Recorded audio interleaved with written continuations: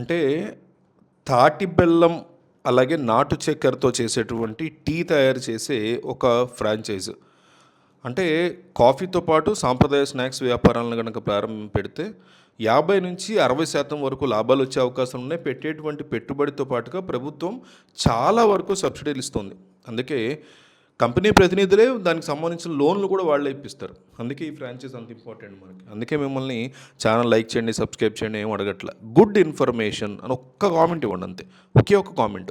Channel like చేయండి, subscribe చేయండి, ఇవేం అడగట్లేదు. నేను మా టీం ఈ వీడియోలు చేయడానికి చాలామందితో మాట్లాడతాం, రీసెర్చ్ చేస్తాం, R&D చేస్తాం, డిస్కస్ చేస్తాం, ఎడిటింగ్లు చేస్తాం, చాలా కష్టపడతాం. దీనికి తగ్గట్టుగా మేము అడుగుతుంది గుడ్ ఇన్ఫర్మేషన్ అని ఒక్క కామెంటే. దయచేసి ఆ కామెంట్ ఇచ్చేసి మీరు వీడియో చూడడం అనేది కంటిన్యూ చేయండి.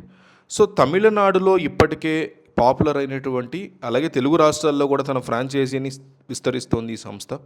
పంచదార వాడకాన్ని తగ్గించి తాటి బెల్లాన్ని ప్రత్యామ్నాయంగా ఉపయోగించడం వల్ల డయాబెటీస్ ఉన్న వాళ్ళు కూడా ఎలాంటి భయం లేకుండా ఈ డ్రింక్స్ని, ఈ కాఫీని తాగొచ్చు అని కస్టమర్లు కూడా చెప్తున్న పరిస్థితి ఉంది. ఈ విభిన్నమైన కాన్సెప్ట్కి మార్కెట్లో బ్రహ్మాండమైనటువంటి ఆదరణ అయితే లభిస్తుంది. ఈ వ్యాపారాన్ని ప్రారంభించడానికి ఎంత పెట్టుబడి పెట్టాలి, లాభాలు ఎలా ఉంటాయి అనే విషయాన్ని మనం ఒకసారి జాగ్రత్తగా ఆలోచించి పరిశీలించాలి. ఈ ఫ్రాంచైజ్ మోడల్లో ముఖ్యంగా 2 రకాల ఆప్షన్స్ ఉంటాయని చెప్పుకోవచ్చు. కేవలం ఒక ఖాళీ స్థలాన్ని చూపిస్తే చాలు, కంపెనీ వారే పూర్తి కియాస్క్ని, అంటే కంటైనర్ తరహా షాప్ని సెటప్ చేసి వాళ్ళే మనకిస్తారు. దీనికోసం మనం ప్రత్యేకంగా పెద్ద పెద్ద షాపులను అద్దె తీసుకోవడం, లీజుకి తీసుకోవడం, ఈ గోల ఏమీ ఉండదు.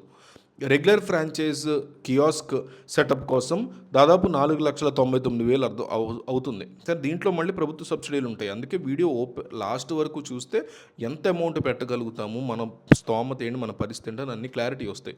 అందుకే వీడియో లాస్ట్ దాకా చూడండి. ఇక జిల్లా స్థాయి డిస్ట్రిక్ట్ వైడ్ ఫ్రాంచైజీ పెట్టాలి అంటే ఇంకా ఎక్కువ అమౌంట్, ఒక 6 లక్షల వరకు పెట్టుబడి పెట్టాల్సి ఉంటుంది. దానికి కూడా ప్రభుత్వం సబ్సిడీలు ఇస్తుంది, చాలా వరకు ఇస్తున్నాయి బ్యాంకు లోన్స్. ఈ మొత్తంలోనే, ఈ డబ్బుల్లోనే LED బోర్డులు, ప్రమోషన్ సంబంధించినవి, tea boiler, electrical boiler, gas stove, fridge, కుర్చీలు, స్నాక్స్ డిస్ప్లే కౌంటరు, ఇలా అవసరమైన 20 రకాల వస్తువుల్ని, ఎక్విప్మెంట్ని వాళ్ళే మన చేతికి తీసుకొచ్చి ఇస్తారు. ఫ్రాంచైజీ తీసుకునేవారు కేవలం కరెంట్ కనెక్షను, నీటి సదుపాయాన్ని ఏర్పాటు చేసుకుంటే మాత్రం మీకు ఏ గొడవ లేకుండా సరిపోతుంది. పెట్టుబడి లాభాల వివరాలను అబ్జర్వ్ చేస్తే ఈ వ్యాపారంలో లాభాల యొక్క శాతం చాలా ఎక్కువగా ఉంటుంది. ప్రతి సేల్ మీద 60-70 వరకు కూడా మీకు మిగులుతుంది. ఉదాహరణకు ఒక కప్పు కాఫీ లేదా టీ యొక్క అమ్మకం ద్వారా సగానికి పైగా మీకు డెఫినెట్లీ లాభాన్ని మీరు ఈజీగా ఆశించవచ్చు.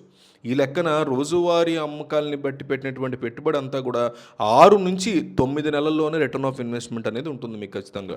ఈ బిజినెస్కి ప్రత్యేకంగా అనుభవం ఉన్నటువంటి మాస్టర్స్ లేదా చెఫ్ యొక్క అనుభవం అనేది అవసరం పెద్దగా అక్కర్లేదు. సాధారణ వ్యక్తులతోని ఈ షాపుని చాలా ఈజీగా మీరు నడుపుకోవచ్చు.